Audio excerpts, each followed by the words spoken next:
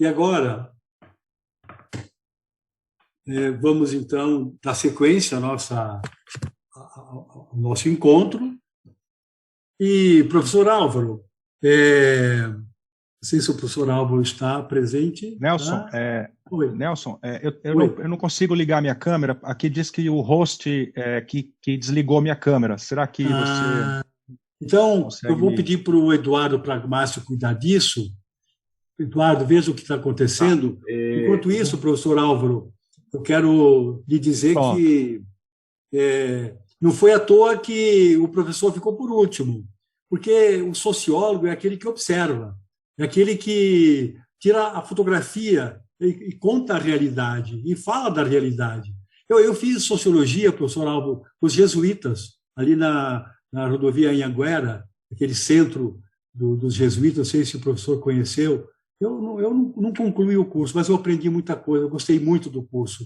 Então, o professor ficou por último porque ficou observando o que os outros falaram, porque agora teremos a oportunidade de ver uma visão crítica por parte do professor sobre o mundo que nós vivemos, a realidade que nós vivemos, as dificuldades. Eu quero tomar a liberdade apenas de enfatizar alguns pontos, porque o professor Álvaro é conhecido, ele é um estudioso, né, da sociologia. Ele fez história, mestrado e doutorado na USP, então ele tem essa marca registrada da USP. Aliás, todos os três hoje que passaram aqui têm um vínculo com a USP. O professor Nicoleles fez medicina na USP, né? A professora a Marta, pelo que ela estava falando, fez eu vi no currículo dela que ela fez doutorado na ECA. E o professor, então, é da própria FEFELESH, né? E tem um currículo invejável, né? Não só como professor, como pesquisador, como palestrante, professor fora do país, né? Foi presidente do SEBRAP, eu acho que esse é um ponto importante do seu currículo, e ocupou um posto que é invejável. Isso eu não vejo brasileiros ocupando esse posto de lecturer no King's Brasil Institute, do King's College de Londres, né, de 2011 a 2014. Né? E aí é membro de consórcio internacional de pesquisa, pesquisador associado no Centro de Inteligência Artificial da USP. Então, é um professor, como nós dizíamos antigamente, professor Alves, engajado, né? Então, que está à frente de tudo isso, é aquele que pensa, que produz ideias novas, que conduz as pessoas. Então, e levando em conta também a sua especialidade na sociologia do desenvolvimento, especialmente com ênfase em mercado do trabalho, que é exatamente onde nós lidamos, né? E que nós aprendemos, professor Álvaro, a dialogar com outras ciências, que a sociologia tem um papel fundamental para nós, para entender todo o processo de transformação que nós presenciamos hoje no mundo do trabalho. Professor Alvo, então, muito obrigado por aceitar o convite. É uma honra para nós poder ouvi-lo. E pena que o tempo também é curto, mas, por favor, fique à vontade. Não há nenhum problema de a gente sair um pouquinho do horário das 6 horas, porque nós precisamos ouvi-lo e estamos aqui para ouvi-lo. Então, por favor, tenha a palavra para falar sobre esse seu tema, que é, para nós, sempre um desafio. Muito obrigado. Eu que agradeço, professor Nelson, agradeço a você, agradeço ao Gilberto pelo convite. É um grande prazer e uma responsabilidade de falar para esse público, que é um público de juristas, né, de advogados que trabalham com o mesmo tema que eu, na verdade, né, mas de uma perspectiva bastante diferente. E também foi um grande prazer ouvir tanto a Marta como o Miguel, né, que me deixaram numa situação difícil, porque agora eu tenho que suceder, né, duas brilhantes apresentações. Como o Nelson observou, eu sou um sociólogo, quer dizer, eu não venho tanto da área de tecnologia como a Marta e o Miguel, e a minha especialidade é o estudo do mercado de trabalho. Então é nisso que eu vou me concentrar, mas de toda maneira a minha fala vai ter muitas convergências com as duas falas que me antecederam. Então eu começo tocando numa controvérsia que é muito que é muito antiga, né? Quando a gente reúne essas duas palavras, tecnologia e trabalho, há um histórico, digamos assim, né, cíclico, em que essa controvérsia reaparece. E essa controvérsia tem a ver com o futuro do trabalho, né, o futuro do emprego. Né? Digamos, dos fantasmas que emergem toda vez que acontece uma grande revolução tecnológica é a ideia de que o futuro nos guarda o desemprego em massa, né, e esse como eu disse, um tema antigo, né? Já no século XIX, os operários ingleses, os ludistas, né, quebravam as máquinas, etc. E, bom, nesses últimos 15, 20 anos, por causa da emergência dessas tecnologias digitais, e muito particularmente da inteligência artificial, né, eu quero me concentrar mais nesse tema, essa polêmica se reacendeu com muita força, né, hoje nos Estados Unidos e na Europa, especialmente, aqui no Brasil nem tanto ainda, porque também nós não somos palco, digamos, dos avanços dessas tecnologias, tanto quanto essas outras regiões, mas nos Estados Unidos e na Europa hoje esse é um debate que está, de novo, retornou com muita força, né? E, portanto, essa é uma questão de fundo que eu acho que fica um pouco nessa minha exposição. Eu vou tocar mais rapidamente nessa controvérsia, mas, na verdade, eu quero me concentrar num caso, num fenômeno específico que veio junto com o desenvolvimento dessas tecnologias, que é a questão da economia das plataformas, né, ou do trabalho por plataformas. Acho que esse é um tema novo e é um tema que é extremamente desafiador do ponto de vista de quem opera, digamos, de quem pensa sobre regulação do trabalho, né? Então, eu espero ajudá-los um pouco a pensar essas questões a partir dessa discussão. A inteligência artificial, as duas apresentações anteriores foram bastante generosas, né, em apresentar definições e o alcance tecnológico disso. Essa tecnologia é uma tecnologia que hoje é comparada com a eletricidade, né, pelo caráter de tecnologia de uso geral que a inteligência artificial tem.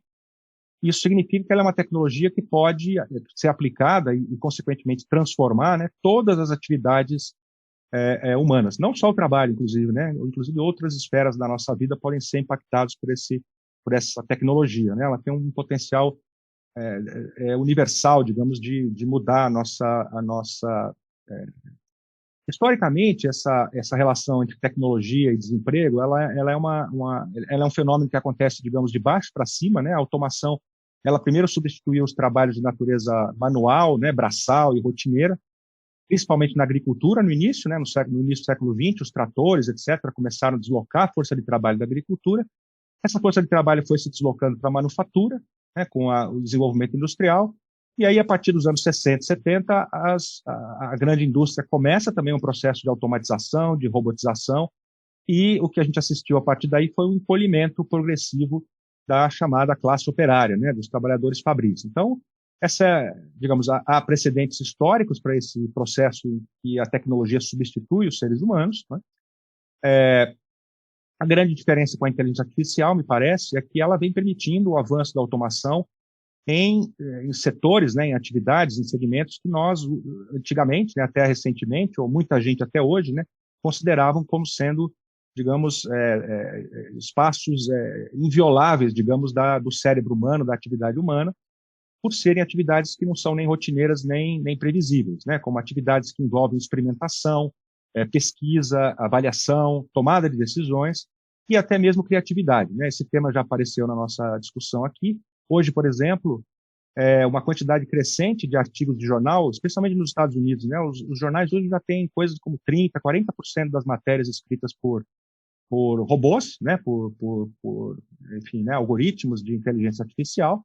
Isso é uma coisa que começou lá com a cobertura esportiva, né? Eles davam as estatísticas para o programa e o programa cuspia lá uma avaliação de um jogo qualquer, né? De futebol, etc. Isso depois evoluiu para os comentários sobre questões econômicas e financeiras. Então, hoje, por exemplo, né, escrever artigos de jornais já não é mais uma exclusividade humana. A gente pode discutir até que ponto isso implica ou não a existência de criatividade nos computadores, mas o fato é que a gente associa a ideia de escrever um artigo de jornal, de fazer uma análise sobre uma partida de futebol ou sobre o movimento da bolsa como sendo uma atividade criativa.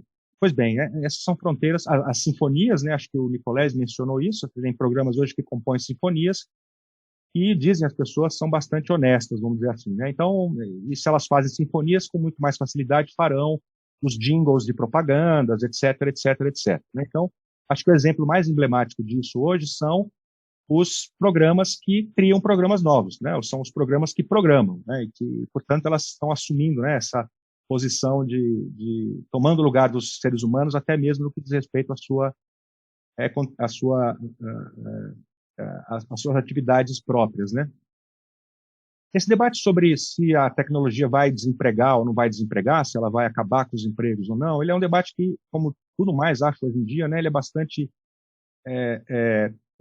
polarizado, né, entre, de um lado, aqueles que afirmam que a história vai se repetir de novo, né, então, assim como nas revoluções tecnológicas anteriores, a tecnologia destruiu uma série de ocupações, ela também gerou uma série de ocupações novas, e que, dinamicamente, no tempo, isso acabou compensando, né, compensando plenamente. A gente poderia, inclusive, dizer que essas ocupações que foram desaparecendo eram todas ocupações muito pesadas, né, muito sujas, no caso da indústria, muito expostas ao tempo, etc. Então, em um certo sentido, a abolição desse tipo de ocupação não deveria ser vista necessariamente como uma coisa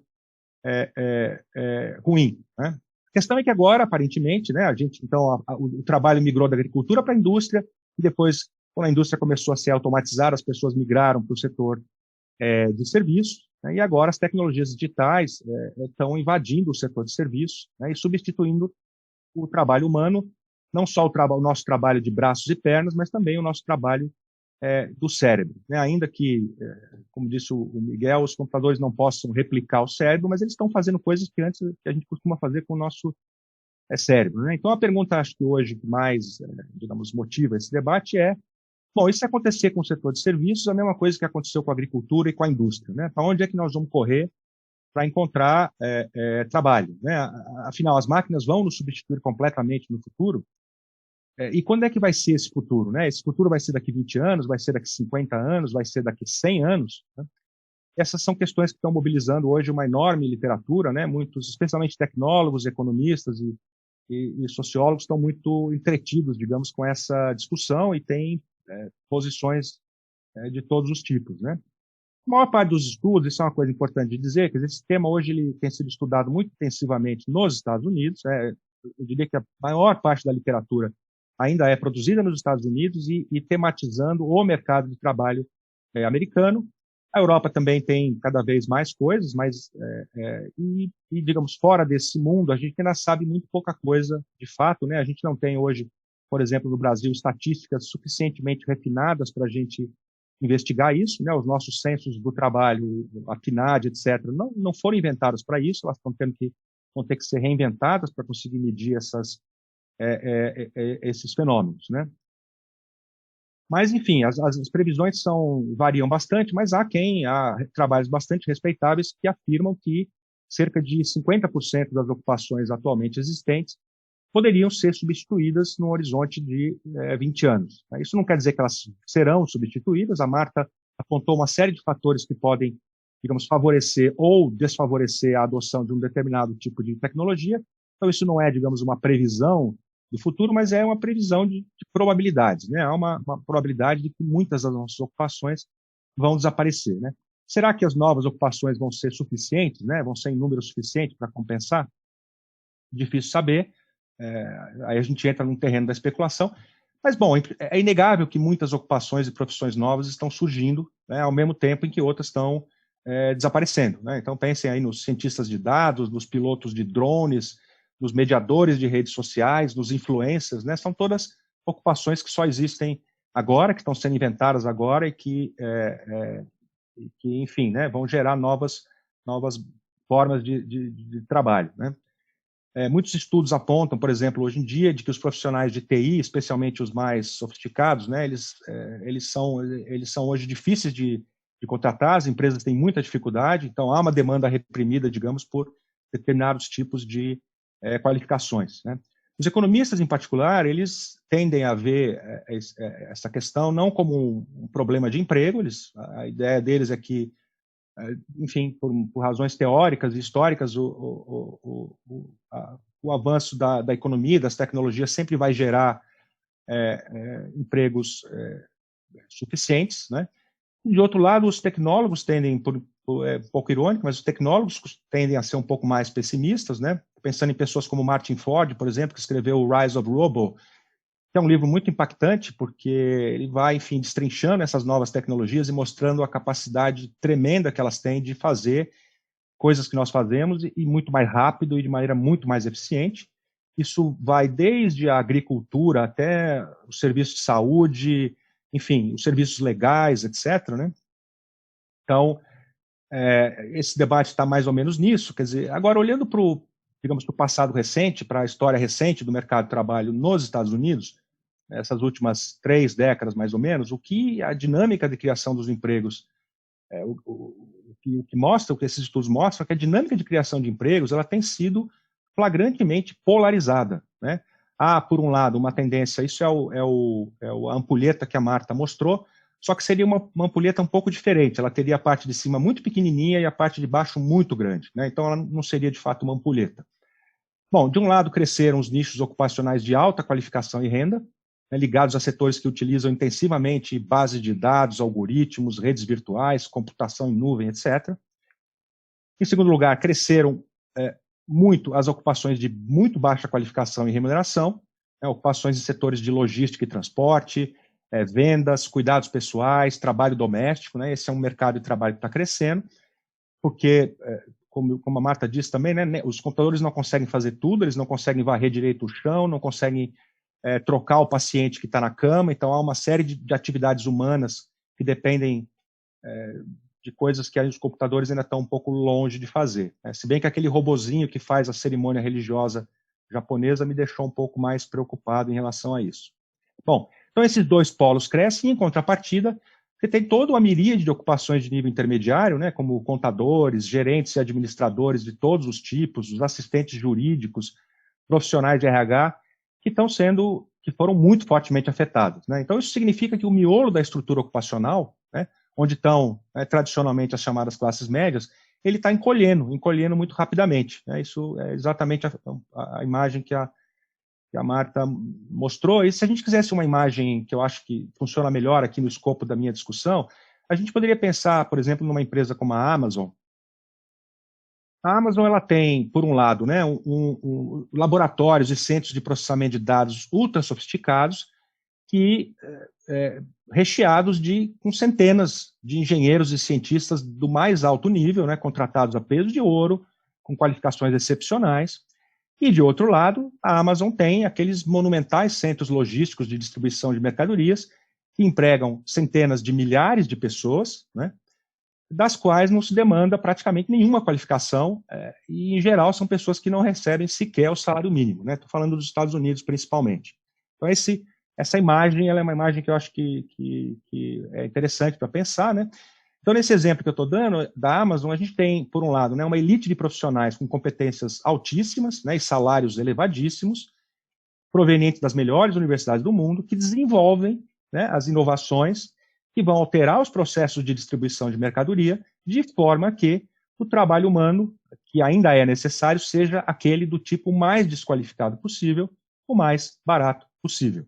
Isso acontecendo dentro de uma mesma empresa. E não é só a Amazon quem faz isso, tá certo? Reduzir o custo da mão de obra é um objetivo de toda empresa que visa lucro, né? Isso é da natureza de uma empresa capitalista fazer isso. O que distingue a Amazon, eu diria, é que ela faz isso com muito mais eficiência do que a maioria das empresas, e justamente porque ela dispõe das tecnologias mais avançadas, e claro, de grandes somas de capital que permitem à Amazon esmagar a concorrência das redes comerciais menores, né? Então, o que esses estudos empíricos sugerem, com base no passado recente, é que os efeitos da automação de serviços estão se traduzindo não em explosão do desemprego, mas em depreciação relativa dos salários, né, que é quando o salário cresce menos do que a produtividade, então ele vai se depreciando, né, e uma enorme fragmentação, tanto dos postos de trabalho, tal como nós os entendemos, quanto dos tipos de vínculos de trabalho, né? Então, isso é uma dupla mudança. Essa fragmentação, aliás, ela é uma das razões para as quais o desemprego nos Estados Unidos continua baixo, né? Porque, no fundo, é como se a gente tivesse cada vaga de trabalho full-time permanente, né, daquela tradicional, ela fosse agora ocupada, né, compartilhada por vários trabalhadores, concomitantemente ou ao longo do tempo, né, graças a expansão de regimes de trabalho, né, com jornadas parciais e descontínuas, o trabalho por demanda, né, para o caso, né, um exemplo popular é o contrato de 0 horas de trabalho que vige na Inglaterra, por exemplo, né, que mantém os trabalhadores permanentemente à disposição, mas eles são demandados ocasionalmente, né, e as várias modalidades de trabalho em plataformas, né, que é um pouco o tema que eu gostaria de esmiuçar um pouco agora.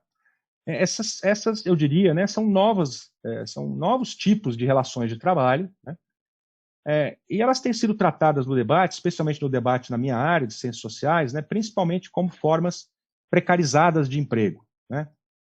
E, inclusive, se a gente olhar agora as decisões de tribunais que começam a pipocar, né, pelo mundo, elas, em geral, elas vão na direção, quando elas são favoráveis aos trabalhadores, né, nem sempre é o caso, elas têm sempre ido na direção, digamos, de conceder a essas relações de trabalho, ainda que muitas vezes de forma parcial, o vínculo trabalhista com os direitos característicos dos empregos regulares, né, com descanso, como descanso remunerado, salário mínimo, conforme a legislação de cada país, né.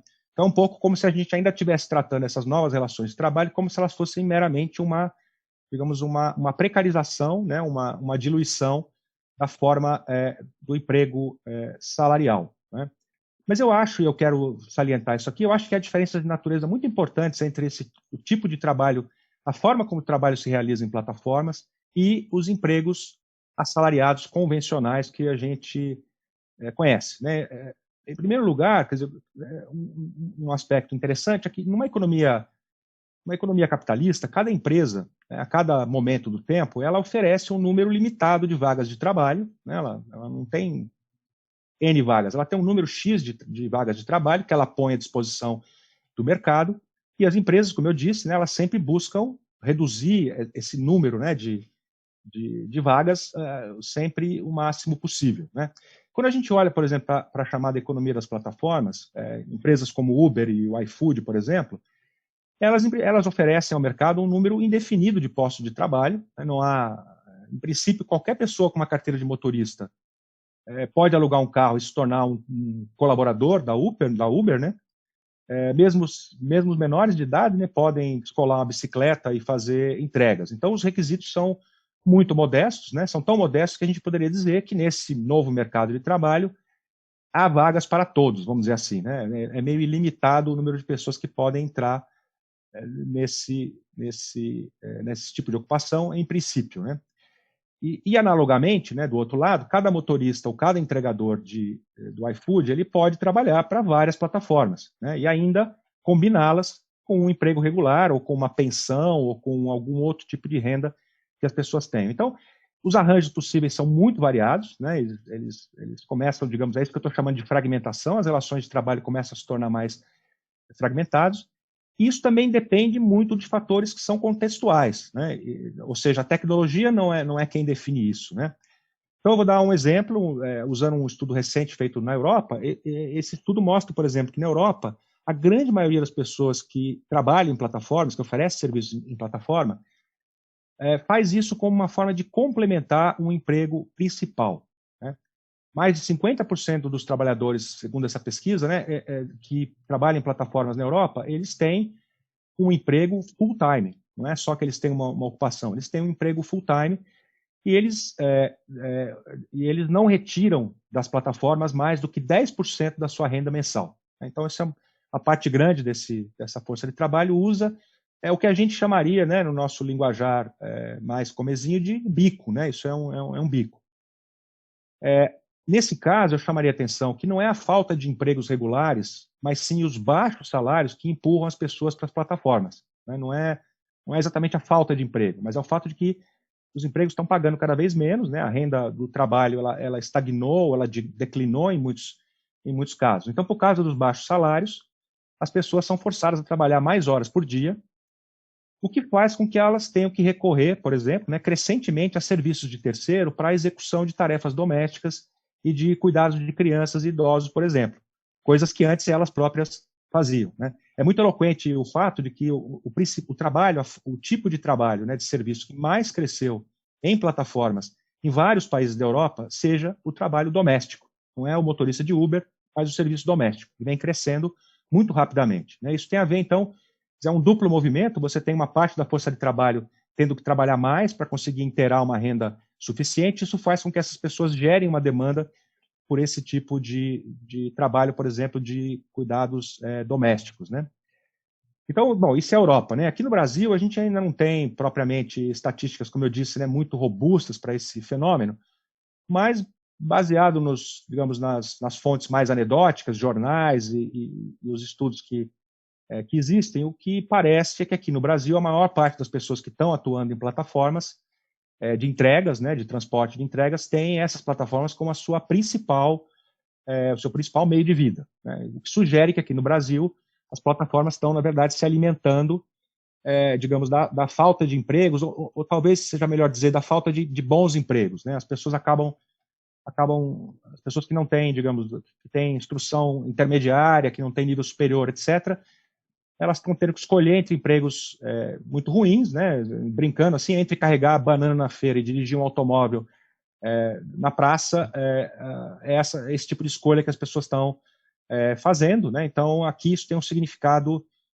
diferente do que tem na Europa, o surgimento dessa economia de plataforma, né? Então, isso significa também que a implantação dessas tecnologias, né, e os efeitos sociais dela variam muito conforme o contexto pré-existente, né, as legislações, os costumes, etc., o que demonstra que não é a tecnologia em si que determina isso, né, mas os seus usos sociais. E por isso que a gente tem que prestar atenção nisso, né, até para evitar uma certa tendência ludista de botar a culpa na tecnologia, o que nos leva, digamos, a uma postura de recusar o avanço tecnológico, que é algo que não me parece não parece algo muito factível, digamos assim, né.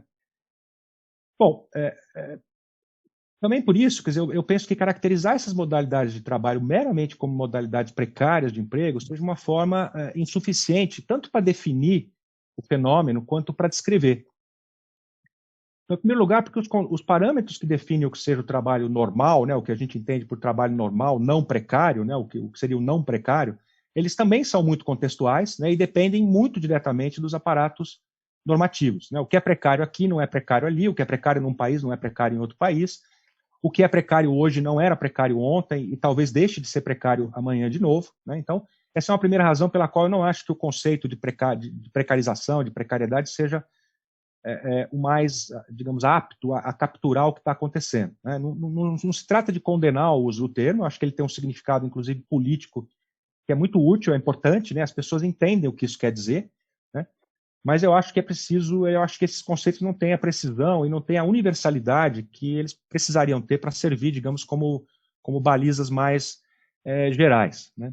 Uma segunda diferença importante entre o emprego tradicional assalariado e o trabalho em plataformas tem a ver com as regras de remuneração e a definição do valor do trabalho, né? Quanto vale o trabalho? A lógica da relação salarial de emprego, ela repousa numa relação contratual estável entre tempo de trabalho e remuneração, né, dentro da qual, dessa relação, a unidade de tempo ela é homogênea, né, do ponto de vista do valor. Isso é, cada hora trabalhada por um mesmo trabalhador numa mesma posição de trabalho tem o mesmo valor, né? Mesmo quando, por exemplo, a lei estabelece o pagamento de somas extras, né, por horas extras trabalhadas, esse valor extra ele é sempre uma proporção, né, ele é sempre um múltiplo da hora de trabalho normal, né? Então entende-se que existe um valor, a hora de trabalho tem um valor. A mesma coisa acontece, né, de maneira muito análoga quando você tem uma situação de assalariamento em que o salário está atrelado, por exemplo, ao cumprimento de tarefas definidas, né? Isso é muito comum, por exemplo, na indústria de costura, em que os costureiros, as costureiras, eles ganham, digamos, por peça costurada, né? Nesse caso, quer dizer, uma mesma peça costurada à 1 da tarde e costurada às 2 da tarde, ela vai ter o mesmo valor, né? A mesma bermuda costurada 2 vezes em horas diferentes do dia, ela vai ter o mesmo valor. Pois bem, quando a gente olha para a economia de plataformas, para os aplicativos de transporte, por exemplo, não é isso que acontece, né? A mesma tarefa de levar um cliente do ponto A para o ponto B de uma cidade, ela tem um valor variável, né? E essa variação resulta da interação de um conjunto de fatores muito voláteis, né? A cada hora do dia o valor pode mudar, o clima, se está chovendo ou não, o valor da corrida vai mudar, a concentração de motoristas numa certa microrregião vai alterar o valor, ou o número de chamadas crescendo numa outra região nos últimos 15 minutos, isso vai alterar o valor do trabalho, né? Então, na prática, quer dizer, como essa metodologia de cálculo, né, no caso, aí nós estamos falando dos famigerados algoritmos, né, é um algoritmo que está fazendo tudo isso. Como a metodologia de cálculo é algo que só as empresas controlam, na prática, esse nexo estável, digamos, e reconhecível entre tempo de trabalho ou tarefa e remuneração, ele se desfaz, né, ele está desfeito. E isso tem consequências enormes, né? Inclusive do ponto de vista teórico, né, do ponto de vista teórico conceitual, porque uma realidade como essa, ela desafia, por exemplo, tanto as teorias do valor-trabalho, que vem lá da economia clássica e da economia marxista, que acreditam que o trabalho tem um valor objetivo, substantivo, e que esse valor é mensurável pelo tempo, e que ele é uma medida universal, quer dizer, todos os trabalhos podem ser, digamos, comensuráveis na medida em que você contemple, né, o tempo de trabalho como uma unidade de referência. Isso, enfim, isso destrói a teoria do valor, para dizer assim, e destrói também as visões, digamos, neoclássicas sobre a relação entre valor e trabalho, porque ela repousa sobre a ideia de que é a produtividade isso que se aprende nas escolas de economia, que a remuneração ela é uma função da produtividade do trabalho, né? Agora, como é que nós vamos sustentar uma associação entre remuneração e produtividade quando um mesmo trajeto, realizado por trabalhadores que utilizam as mesmas habilidades, usando as mesmas tecnologias, no mesmo momento, na mesma cidade e sob as ordens da mesma empresa, esse serviço pode ter valores diferentes, tá certo? Então, a ideia de que você possa associar o valor do trabalho com a produtividade, pelo menos nesse exemplo que eu estou dando, me parece que tenha se tornado uma premissa que já não funciona, tá certo?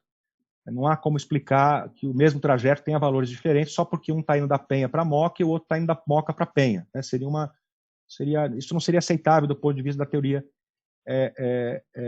econômica, né? Então, o tema que eu gostaria de jogar para vocês, juristas, pensarem em primeiro lugar, quer dizer, será que nós estamos vivendo um processo de precarização do emprego assalariado? Ou será que nós estamos assistindo à emergência de relações de trabalho que são de outra natureza e que, por sua vez, reclamam paradigmas de regulação e de proteção de outra natureza, né? Quando a gente fala em emprego, a gente está pensando um tipo específico de relação de trabalho que envolve compra e venda de força de trabalho, né, em quantidades estabelecidas, uma troca que tem que se realizar entre pessoas livres, né, e usualmente o tempo é a medida, né? Bom, então é dessa relação social que nós estamos falando quando a gente fala de emprego digno, de emprego precário, é isso que a gente tem em mente como referência, né? Eu lembraria a vocês que, historicamente, né, o trabalho assalariado ele teve que ser imposto à força no mundo, né? É isso que a gente aprende quando lê a história da Revolução Industrial Inglesa e do longo período que a precedeu, né, as leis dos pobres, etc. e tal, que eram destinadas a obrigar as pessoas a trabalharem por salários. E historicamente, né, os camponeses, os pequenos proprietários de terra e os artesãos resistiram o quanto puderam a serem reduzidos à condição de pessoas que vivem de vender, né, diariamente, né, os jornaleiros vender a sua força de trabalho. Portanto, a primeira provocação que eu queria deixar aqui é essa, quer dizer, não há de fato nenhuma razão a priori para que nós coloquemos o trabalho assalariado numa espécie de pedestal, como se ele fosse a única forma de trabalho aceitável e regulável, né?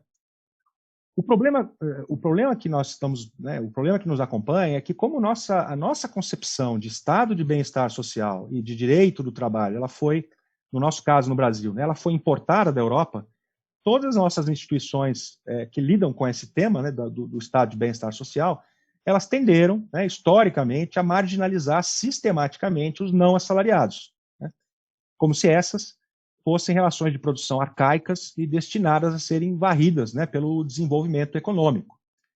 Mas não foi isso que aconteceu, né? O trabalho não assalariado ele não desapareceu, né? Na verdade, se a gente olhasse ao redor do mundo hoje e juntasse as forças de trabalho de todos os países do planeta, nós descobriríamos que o trabalho assalariado ele não é a forma de relação social de produção dominante no mundo no século XXI, certo? Ele ainda é uma forma que encontrou dominância em poucos lugares, né? Basicamente nos Estados Unidos e na Europa é que você teve o assalariamento se impondo, digamos, como uma forma quase universal de relação de trabalho. Isso não é verdade na maior parte dos países do terceiro mundo, onde digamos, a pequena propriedade camponesa, né, a produção familiar, a agricultura familiar de um lado e os mercados informais de trabalho urbanos absorvem ainda a maioria da força de trabalho, né? E é por isso que o nosso estado de bem-estar não funciona, quer dizer, porque ele foi concebido para atender um personagem, digamos, que não é o personagem majoritário, né? Então, voltando para os Estados Unidos, né, um pouco ironicamente, olhando para os Estados Unidos e para a Europa, eu tendo a achar, isso é uma hipótese, tá certo? O que nós estamos vivendo não é meramente um processo de precarização, mas sim uma espécie de reversão histórica do regime de assalariamento, dessa forma assalarial, que na realidade ela não tem mais do que 100 anos, né, gente? O trabalho assalariado ele só começa, mesmo na Europa, ele só vai se tornar a forma dominante de relação social de produção no século XX, né? É uma realidade, na verdade, muito recente. E a gente se comporta como se ela fosse, digamos, a única referência possível, né? Então, como reagir a isso, né? Estou caminhando já para o fim. Como reagir a isso? Se é isso que, né? Se o que está acontecendo é algo na linha do que eu estou dizendo, ou seja, uma tendência agora ao encolhimento do trabalho assalariado e a emergência de relações de trabalho diferentes disso, né? Uma pergunta que eu acho que nós temos que nos fazer é a seguinte: é possível construir um estado de bem-estar social e um direito do trabalho em sociedades em que o trabalho assalariado não seja a norma, ou a única norma? Em princípio, eu não teria nenhuma dúvida em responder essa pergunta afirmativamente. Sim, eu acho que é possível, e eu acho isso porque diversas civilizações já fizeram isso antes de nós. Isso basta a gente olhar seja para a civilização chinesa, seja para as civilizações indígenas, nós vamos encontrar sociedades que, digamos, que tinham sistemas de proteção social muito solidários, inclusive, né, em que as pessoas, enfim, isso se fazia de uma outra forma, não pelo mercado, isso não estava ligado à compra e venda de força de trabalho. Então, eu diria que isso é historicamente perfeitamente possível. Aliás, essa pergunta, é possível fazer um estado de bem-estar social que não esteja focado no trabalho assalariado? Ela é uma pergunta que fazia sentido no Brasil lá nos anos 30, quando o Vargas começou a pensar nessas coisas, numa época em que 70% da população brasileira era formada por agricultores familiares, sem propriedade, e que estavam submetidos a regimes virtualmente semi-servis de trabalho, né? Então, se a gente fosse, de fato, né, pensar dessa maneira naquela época, né, um estado de bem-estar para aquele Brasil dos anos 30, provavelmente ele não deveria ter a carteira de trabalho como uma grande vedete, né? E sim, provavelmente, uma reforma agrária, seguida de políticas de apoio à produção familiar, de expansão do ensino básico, etc. Isso provavelmente teria gerado muito mais bem-estar social no Brasil daquela época do que a CLT, né? Mas essa, naturalmente, foi uma escolha política, né, de fazer a CLT e não fazer, por exemplo, a reforma agrária e não fazer uma política para o campo. Então, eu queria encerrar agora voltando para o exemplo do Uber, para tentar chegar aqui em alguma conclusão. No caso do Uber, vejam, é um algoritmo, então vamos olhar para a tecnologia. É um algoritmo que, por meio de plataformas, né, digitais e de redes de telefonia, o algoritmo controla automaticamente, ou seja, sem intervenção humana, e tem que ser assim, né, esse business, né, do Uber, ele tem que ser rápido e barato. É essa mercadoria que o Uber vende, né, a rapidez com que ele junta o prestador de um serviço e o seu usuário por um preço mais baixo do que a concorrência tradicional, tá certo? Então, vejam, o algoritmo controla sem intervenção humana, ele controla todas as variáveis que dizem respeito ao trabalho do motorista. O algoritmo quem escolhe e encaminha o passageiro, cujo destino só o sistema conhece, até o momento em que o motorista aceita a corrida, né, mas daí o motorista teria um ônus em recusar essa corrida. O algoritmo estabelece a tarifa, né, se tem desconto ou não naquela corrida, ou seja, o algoritmo está legislando a cada minuto, né, sobre a remuneração do trabalhador, sem que o trabalhador tenha a menor ideia de como é que isso funciona, de quais são os critérios, etc., né? O algoritmo legisla, ele controla o caminho, ele mede a duração, ele coleta a avaliação do passageiro e, finalmente, ele avalia, ele decide e ele aplica punições, suspensões e banimentos de trabalhadores da rede, novamente, né, utilizando critérios que o trabalhador desconhece, nem o trabalhador, nem o consumidor, nem ninguém. Então vejam que não é pouco, né, o quanto esse sistema de relações sociais de produção, aí, o quanto ele é controlado diretamente pela tecnologia. Né? Tanto assim que alguns autores agora têm usado muito uma imagem, né, para falar desses sistemas, que é a imagem do panóptico. Né? Então estão chamando essas redes virtuais de panópticos virtuais. Né? E eu acrescentaria, isso é obviamente uma referência ao trabalho do Foucault, né? E eu diria que esses panópticos virtuais contemporâneos são muito mais perfeitos do que os panópticos das prisões que o Foucault descrevia, porque aqui, além de vigiar e de punir, eles também obtêm enormes lucros com os seus presidiários, vamos dizer assim, né? Então, vejam, para mim é óbvio que o algoritmo tem que estar no centro da nossa discussão sobre o direito do trabalho e sobre estado de bem-estar social, né? Porque é ele que regula, de fato, essa relação de trabalho, e mais, né? Porque sem ele, esse serviço simplesmente não existiria, tá certo? O serviço do Uber não existiria, e muitos outros como ele. Então, não é casual, por exemplo, que os algoritmos são chamados de caixas pretas, né? Porque nem os programadores que dão o início a esses algoritmos são capazes de reproduzir o que eles fazem, né? Porque o que eles fazem vai muito além do que a gente seria capaz de fazer, em termos de complexidade matemática, da manipulação de bancos de dados não estruturados, gigantescos, etc. E muitas vezes os programadores não são sequer capazes de explicar por que eles dão os resultados que eles dão. Né? Na verdade, você utiliza os resultados, se der certo, você atesta que aquilo está correto ou não. Né? Então, esses algoritmos, não casualmente, eles são guardados às 7 chaves pelas empresas. Né? Esse é o core business delas. Né? Então, digamos, é nesse core business que eu acho que a gente tem que o nosso debate tem que entrar. Né? Isso tem uma série de consequências, quer dizer, isso altera a natureza das relações e dos conflitos de trabalho, porque isso elimina todos os canais por onde esses conflitos fluíam, né? Somem as chefias intermediárias, somem as comissões de acidente de trabalho, somem as administrações, somem os sindicatos, somem os tribunais, né? Tudo isso desaparece.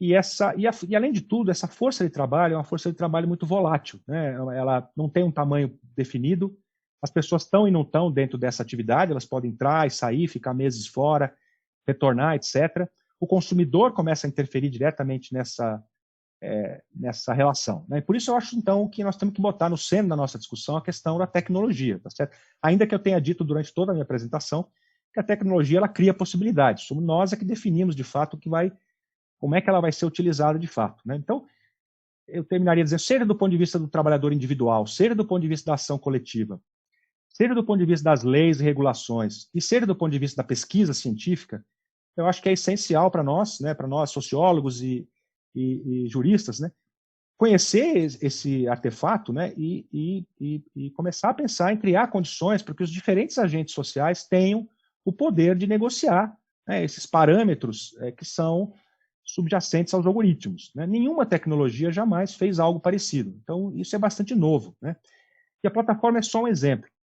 Eu não acho, por exemplo, que todo o nosso mercado de trabalho vá se uberizar. Não acho que é isso que vai acontecer. A minha hipótese é que a tendência é uma tendência de fragmentação. Nós vamos ter que lidar com múltiplas formas de relações de trabalho, a menos que a gente queira, né, resistir, digamos, a isso que está acontecendo. Né? Então, eu acho que o debate nosso, especialmente nas ciências sociais, mas eu tendo a achar que também no direito ainda, o nosso debate ele tem se focado muito, eu diria, digamos, em como resistir a essas novas formas e como, digamos, encaixá-las dentro do formato do trabalho, do emprego assalariado, regular, de full time, etc., etc. Né? Eu acho que acho que o debate tem que avançar na direção do controle social dos algoritmos, né? Esse não é um debate esse debate é um debate que já começou, né? Essa discussão sobre como é que a sociedade vai, em primeiro lugar, conhecer, entender isso e regular de alguma forma o uso dessas tecnologias. Né? Mas eu acho que é um debate que ainda está engatinhando. A gente tem, por exemplo, debates muito acalorados hoje sobre fake news, sobre Facebook, etc. Isso já está, né? Então, direito à privacidade, etc. Mas a minha sensação, eu posso estar enganado, mas é que, no nosso caso, né, no que diz respeito ao trabalho, em particular ao trabalho em plataformas, essa discussão ainda não entrou ainda nas nossas cabeças. Né? Eu acho que é natural que seja assim, porque, no fundo, no mundo que nós vivemos, é na relação salarial que os direitos existentes podem ser alcançados, é lá que eles existem, né? Mas eu acho que o debate sobre novas formas de regulação para novas relações de trabalho me parece algo urgente.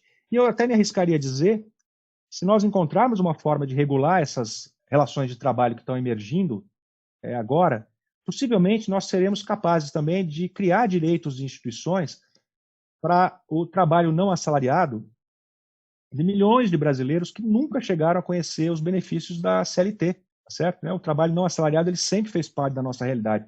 Nós é que insistimos historicamente em ignorar isso e concentrar todo o nosso esforço em pensar o trabalho assalariado. Então, esse eu acho que é um desafio grande para vocês, juristas, também. Com isso eu encerro e agradeço muito a atenção de vocês. Muito obrigado, professor. Parabéns, professor Álvaro. Eu não sei, foi assim uma onda crescendo, né? Foi uma coisa inacreditável. Evidente que a sua conferência era mais próxima para nós, né? Mas é incrível o seguinte, eu senti uma coisa, professor, que eu vou externar isso de forma transparente. É como se nós, todo dia, víssemos as mesmas coisas, né? E, de repente, começamos a ver de maneira diferente aquilo. E pensar que é possível ter uma outra forma de ver isso. O senhor mostrou um outro lado de interpretar isso de uma forma tranquila, sem entrar em ideologia, sem dizer se está certo ou está errado. Essa descrição, por exemplo, do modelo europeu e modelo brasileiro, né, que lá é um complemento de renda e aqui é uma falta de trabalho, lá não está faltando trabalho, mas o salário é baixo. Quer dizer, é incrível essa análise que o senhor faz, é impressionante. Eu acho que esse diálogo com a sociologia, como eu disse no começo, é fundamental para nós. Então, eu quero dizer o que disse também para a professora Marta. Você dormir tranquilo hoje. Professor, você não tem ideia do que eles estão colocando no chat. Vou dar uma olhada. Dos elogios, aula fantástica, que coisa impressionante, etc, etc. Como, aliás, fizeram também em relação à aula do professor Miguel, da professora Marta. Né? Mas eu não olho muito no chat, porque eu tenho medo depois de me perder e sair a imagem, eu não estou vendo muito isso. Mas eu acho assim que estamos um pouquinho fora da hora, mas eu estou sentindo como se eu estivesse começando agora o nosso debate, porque o senhor colocou de uma maneira tão brilhante tudo, que dá vontade de ficar agora discutindo tudo isso. Eu vou fazer uma provocação rápida, eu acho que o Gilberto também vai fazer uma provocação rápida, e eu acho que o André também estava com vontade de fazer uma pergunta. Se a gente fizer isso rapidamente, professor, não vamos também ocupar seu tempo, porque eu vi que o senhor chegou já, era o primeiro lá, que estava lá na abertura e ficou até o final. Isso eu admiro, realmente, poxa, a sua humildade, isso é próprio de quem tem a sabedoria, o conhecimento, o domínio. As palavras saem soltas da sua... Ou seja, o senhor vive isso, o senhor domina isso, é impressionante. Olha, tenha certeza da nossa admiração profunda pela sua pessoa como ser humano e como agora um grande professor. Eu queria dizer o seguinte, quais as perspectivas para o mercado de trabalho no Brasil, na sua opinião? Essa é uma provocação simples, rápida, mas eu estou preocupado. Fala que eu vi uma coisa incrível da sua fala. Não se pode enquadrar como precariedade. Ou seja, é algo mal, ruim, temos que manter o que era. Não é possível. Não é possível. As coisas estão mudando. Nós temos que acompanhar as mudanças e regular essas mudanças de maneira adequada. Não é? Agora, qual é a melhor saída? Isso nós vamos encontrando a saída. Agora, dizer que isso é ruim, é bom, é o passado não existe mais, pouco sobra disso. Né? Então, que perspectivas o professor vê para o mercado de trabalho no Brasil? Bom, Nelson, essa é uma pergunta fundamental, né? Eu vou tocar certamente só em alguns aspectos disso, né? A primeira coisa que eu acho que uma coisa que me preocupa muito é o fato de que eu falei, né, que a tecnologia ela cria e destrói empregos simultaneamente, mas ela não necessariamente isso acontece sempre no mesmo lugar, né?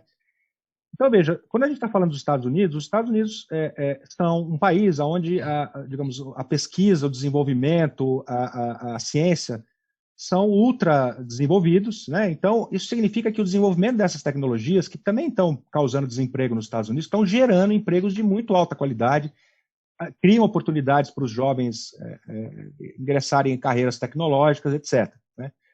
O meu medo em relação ao Brasil é que, como nós sempre tivemos um atraso importante, né, em termos científicos, tecnológicos, mas nos últimos anos nós estamos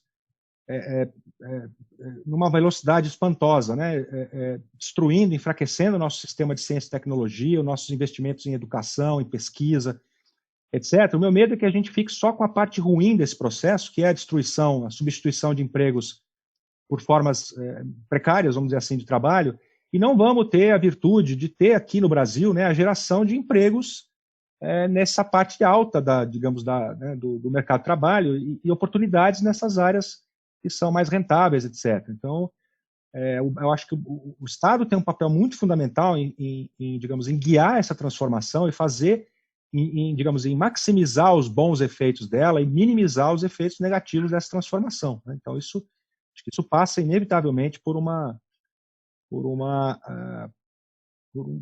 revisão desse nosso abandono, do investimento em ciência e tecnologia.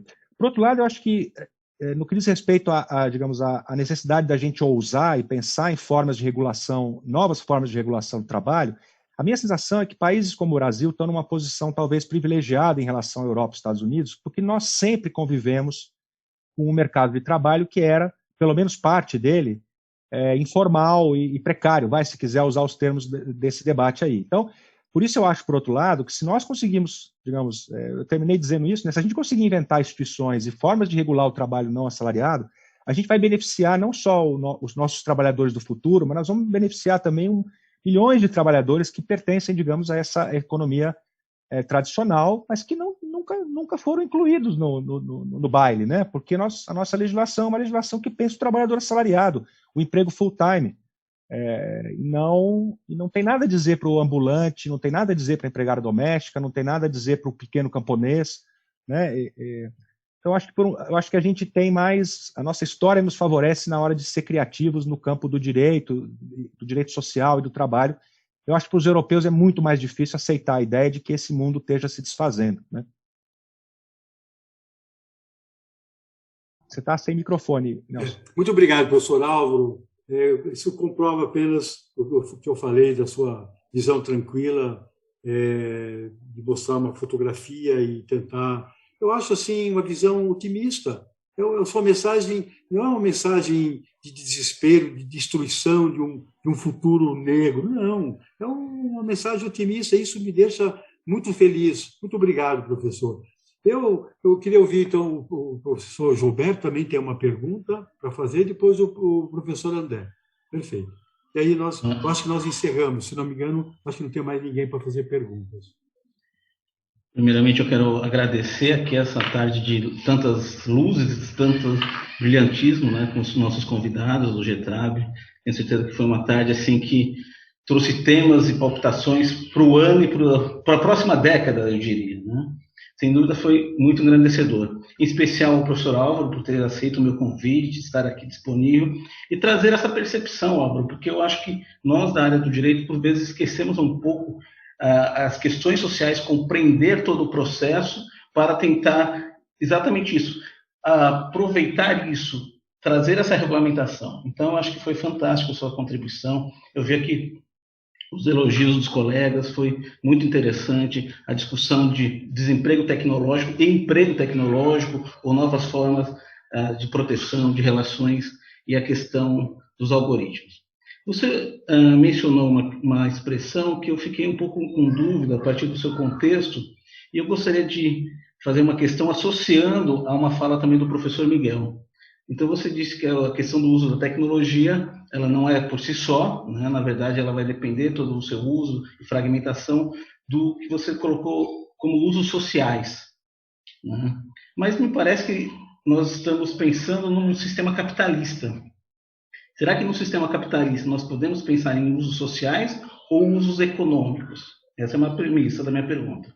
E o desdobramento dessa pergunta você também defendeu a questão de nós trabalharmos isso, discutirmos isso de forma muito palpitante para um estado de bem-estar social, que me parece que o Miguel chamou de um novo contrato social, né? Não estaria muito diferente disso. E o Miguel coloca como uma das suas preocupações o aumento do controle. Num novo contexto, num novo século XXI, a partir da tecnologia, ele destacou que ele tem uma preocupação com o aumento do controle. Então, eu queria te ouvir nesse aspecto. Como é que nós podemos relacionar a questão dos algoritmos e os seus usos sociais no sistema capitalista e quais seriam os pilares desse novo contrato social a partir da tecnologia, na sua visão? E também, assim, eu sei que é uma questão que talvez demandaria falas e falas, mas eu sei que você vai também trazer de forma bem sucinta. Obrigado novamente, Álvaro, pela sua contribuição. Mais uma conferência. Eu vou tentar ser breve. Obrigado, Gilberto. Muito obrigado pela pergunta e pelo convite para estar aqui. Eu te responderia o seguinte, Gilberto, eu entendo bem a sua pergunta, quer dizer, quando a gente pensa assim, por que as plataformas funcionam dessa maneira, né, de torcer, de arrancar o couro dos trabalhadores? Ela funciona dessa maneira porque ela segue um princípio, que é o princípio do lucro máximo, tá certo? É por isso que ela funciona assim. E por isso mesmo, eu diria, quando a sociedade, os trabalhadores, a sociedade brigam para interferir no algoritmo, elas estão, no fundo, elas estão impondo um recuo no capitalismo, tá certo? Elas estão dizendo, não, nós vamos controlar o seu lucro. Então, assim, eu diria, para não ser muito, muito longo, mas ao mesmo tempo eu queria deixar essa ideia no ar, eu diria, se a gente pensar, por exemplo, as plataformas, elas poderiam servir, por exemplo, para alavancar cooperativas de trabalhadores, elas não precisavam ter um dono. A mesma tecnologia que serve para o Uber tirar o couro dos motoristas, poderia servir para um arranjo de trabalho que não necessariamente precisava ser controlado por um capitalista, ela podia ser, por exemplo, uma cooperativa, né? Então, eu acho que acho que da onde vem o meu otimismo, tocando na coisa do Nelson, é o fato de que eu acho que a mesma tecnologia que serve para oprimir, ela frequentemente pode ser um canal de libertação, tá certo?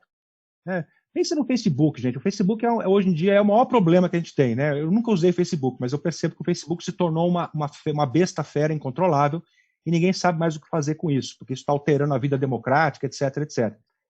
Agora, a tecnologia em si, o fato de que pessoas que estão em lugares completamente diferentes do mundo podem se encontrar, trocar ideias, isso em si eu acho uma possibilidade maravilhosa que a tecnologia dá. O problema é que o Facebook é movido pelo mesmo objetivo do Uber, obtenção do lucro máximo usando essa tecnologia. Então, eu responderia assim, para não fazer outra palestra, eu diria isso. Eu acho que a gente tem que olhar para as tecnologias de uma maneira mais aberta e ver nas tecnologias também um potencial subversivo, digamos, de alterar as condições de funcionamento do capitalismo.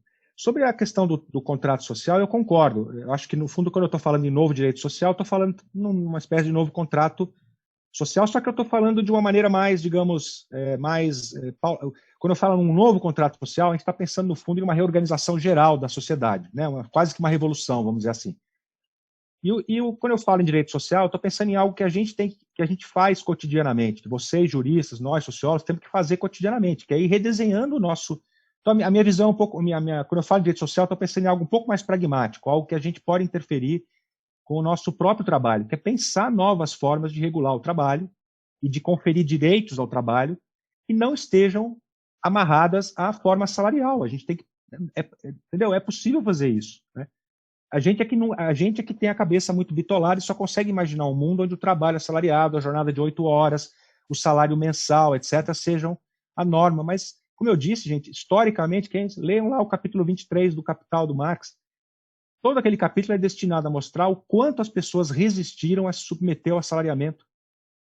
Os trabalhadores preferiam ter o seu próprio pedaço de terra, preferiam ter a sua própria oficina, o seu próprio ateliê, do que vender sua força de trabalho para uma fábrica.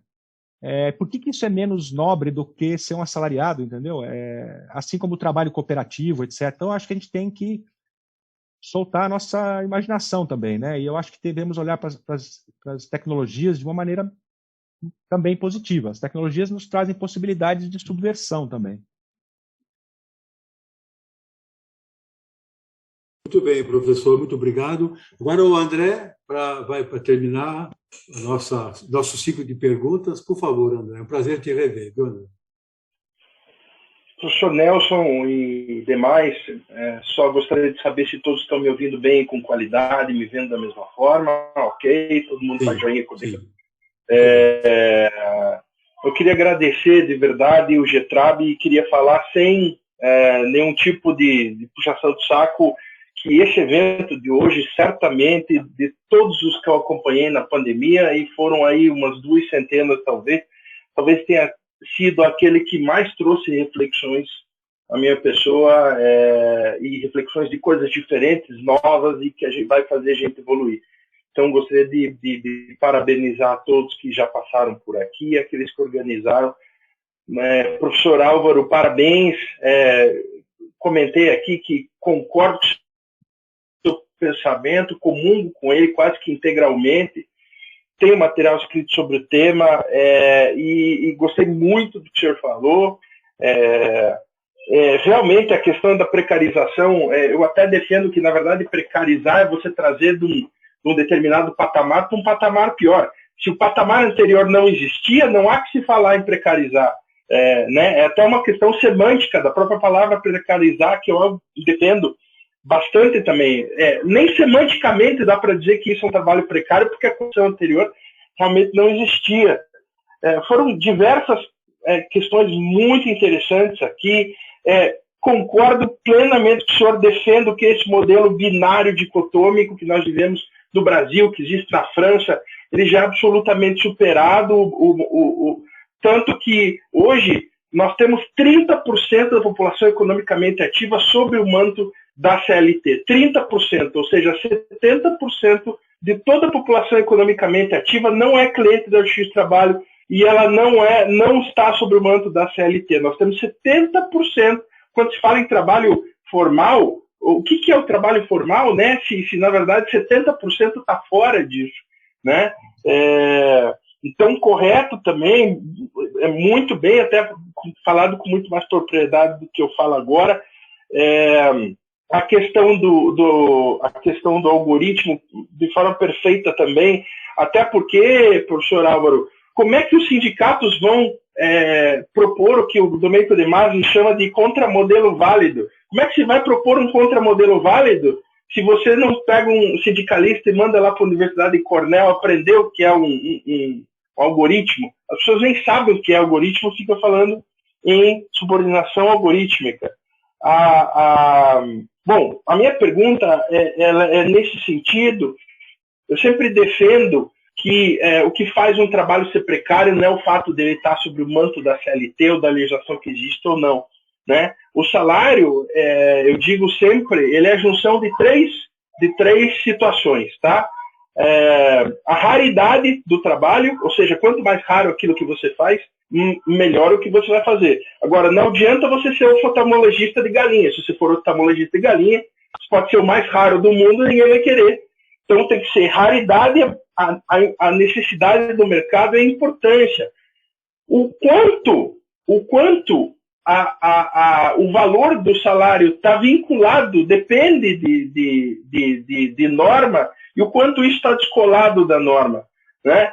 Repito, no ano de 2010 nós tivemos uma situação de pleno emprego no Brasil com a lei anterior da reforma trabalhista, ou seja, mesmo com a lei anterior, nós tínhamos pleno emprego, a demonstrar que isso está completamente descolado da norma, mas sim de um crescimento econômico, que é o que eu sempre defendo. Eu gostaria de saber o seu posicionamento a essa minha dúvida pessoal, se realmente a questão da qualidade do trabalho está muito mais ligado ao crescimento econômico, geração de dinheiro na sociedade, do que com a própria lei trabalhista. Obrigado.